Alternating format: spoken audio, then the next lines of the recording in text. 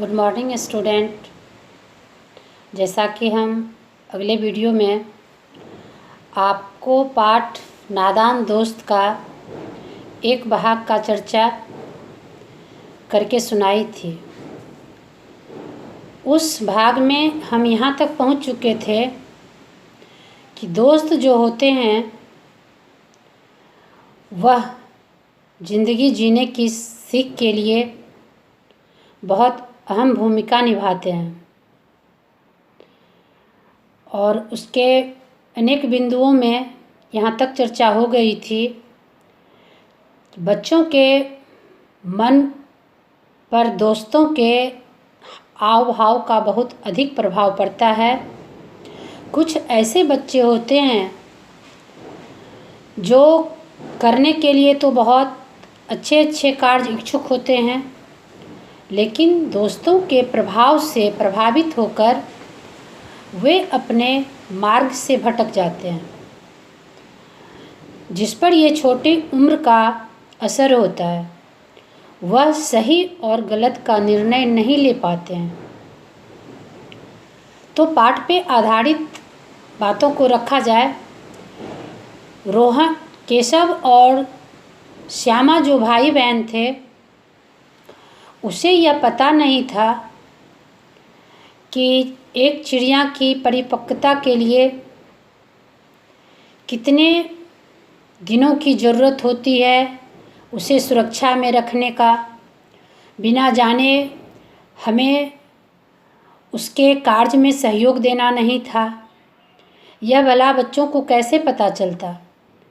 तो इसमें बच्चे की नादानी से एक चिड़िया अपने बच्चे को सही रूप में जन्म न दे पाई, उसका अच्छा प्रतिफल नहीं मिल पाया और अंडे टूट गए। इसको दर्शाते हुए ये जो लेखक ने आप लोगों को सीख दे रहे हैं, इसका मतलब यही है कि हम जिंदगी जीने के लिए जब शुरुआत करते हैं तो हमारे ऊपर पारिवारिक जो संस्कार दिए जाते हैं उसका तो असर पड़ता ही है। उसके अनुसार हम कुछ चलते ही हैं, लेकिन जब कुछ बच्चे बड़े होने लगते हैं तो उस पे अपने आसपास के वातावरण का प्रभाव भी पड़ने लगता है। खासकर जो सीख दी जा रही है वह दोस्तों की अहमियत को बताते हुए रखा जा रहा है कि आपको आगे बढ़ने में एक अच्छे दोस्त का क्या स्वरूप होता है और एक नादान दोस्त का क्या फल होता है। यहाँ तक में आप यह समझ गए होंगे कि दोस्ती को समझबूझ के करनी चाहिए। समझबूझ, अगर आपकी परिपक्वता उस समय सही जगह पे नहीं जा रही है, अगर आप उतने परिपक्व अभी ना हो रहे हैं, तो यह ध्यान रखने की बात है कि आपको जो अपने अभिभावक के द्वारा, शिक्षक के द्वारा या अपने से बड़े लोगों के द्वारा जो सीख दी जा रही है, आसपास के बातों से जो आप कुछ सीख रहे हैं, उस पे आपको गौर करनी चाहिए और यह अपने आप में यह सुधार करने के लिए बड़े लोगों की बात को अच्छी तरह से अपने मन में उतारना चाहिए कि बड़े लोगों की अनुभव जो होती है वह हमसे अच्छी होती है। इस पे तो गौर करना ही चाहिए कि अगर कोई अनुभवी व्यक्ति हमें कोई सीख दे रहे हैं तो इसके पीछे कुछ न कुछ अवश्य कारण होगा। जो बच्चे इस पे गौर करते हैं उसकी मानसिकता धीरे धीरे स्वतः परिपक्व होने लगती है। जैसा कि केशव और श्यामा की कहानी से आप यह जान रहे होंगे कि जब श्यामा को यह पता नहीं था कि अंडे के जो चूजे होंगे उसकी सुरक्षा के लिए हमें क्या करना है। तो केशव उसे समझाता था कि हमें एक टोकरी लाना है, उसके चारे पानी के लिए हमें एक प्याली लाना है, प्याली में पानी भर के रखना है, उसे छाँव में रखने के लिए उसे एक टोकरी पे एक चादर से ढक देना है। तो यह सीख जो थी श्यामा से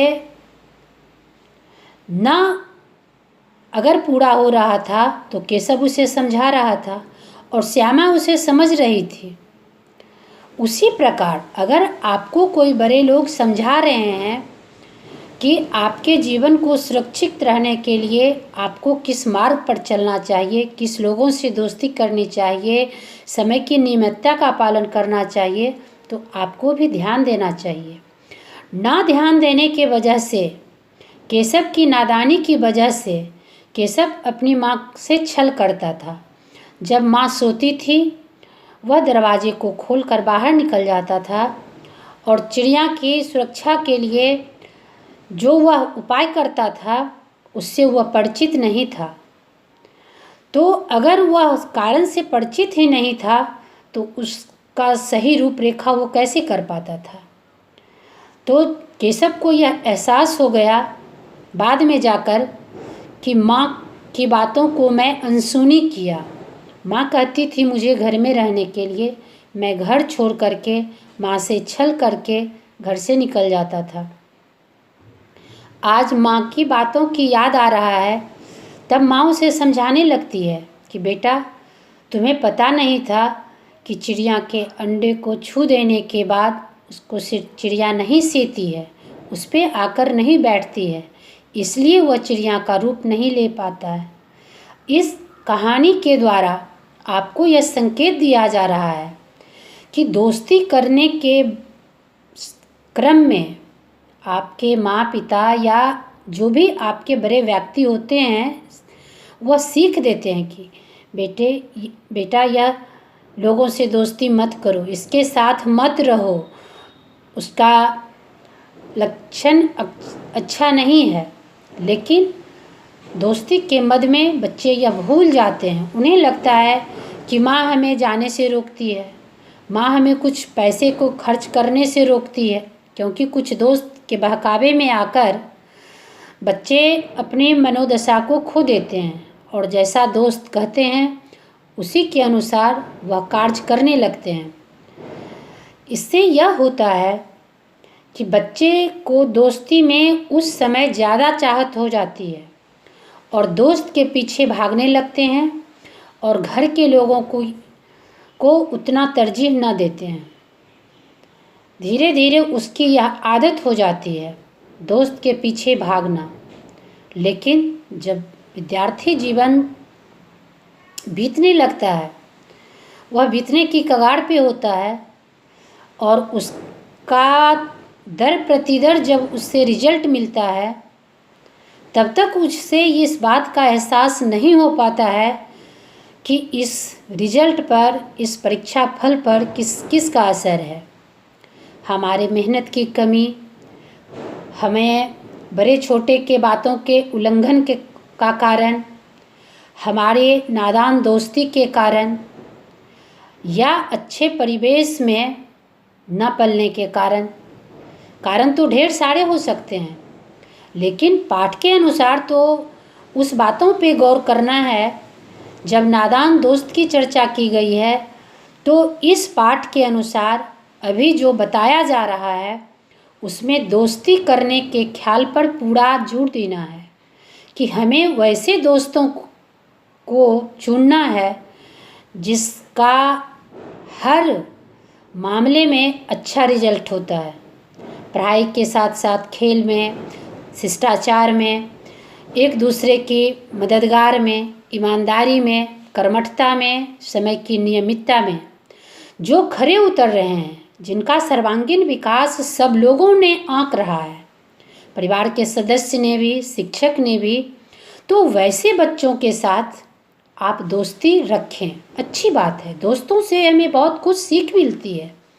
अगर दोस्तों में अच्छाई का गुण है और अगर उसके साथ हम बार बार अपने समय को व्यतीत करते हैं तो हमें स्वतः कुछ न कुछ गुण आने लगता है।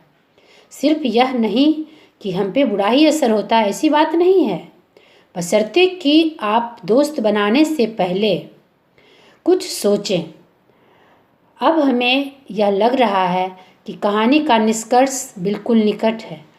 अब आप यह समझ गए होंगे कि दोस्तों के चुनाव के वक्त हमें जिन जिन बिंदुओं को बताया गया है उस पे हमें ध्यान देना है।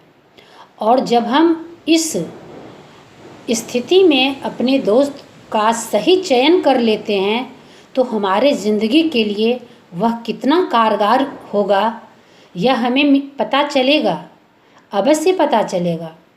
तो बच्चों, इस कहानी के माध्यम से आज जो बताया गया आपको कि हमारे जीवन में अच्छे दोस्त का क्या महत्व है, उस पे आप काफ़ी ध्यान दें। और इसके बाद मैं आपसे कहना चाहूँगी कि वीडियो देखने के बाद जिस प्रश्नों को आप सही से न समझे हैं उसको सही से रखें। और अब आपका यह कहानी का जो निचोड़ है वह समाप्त हो गया है। आगे से अब आप अपने आचरण के प्रति ख्याल रखें। धन्यवाद।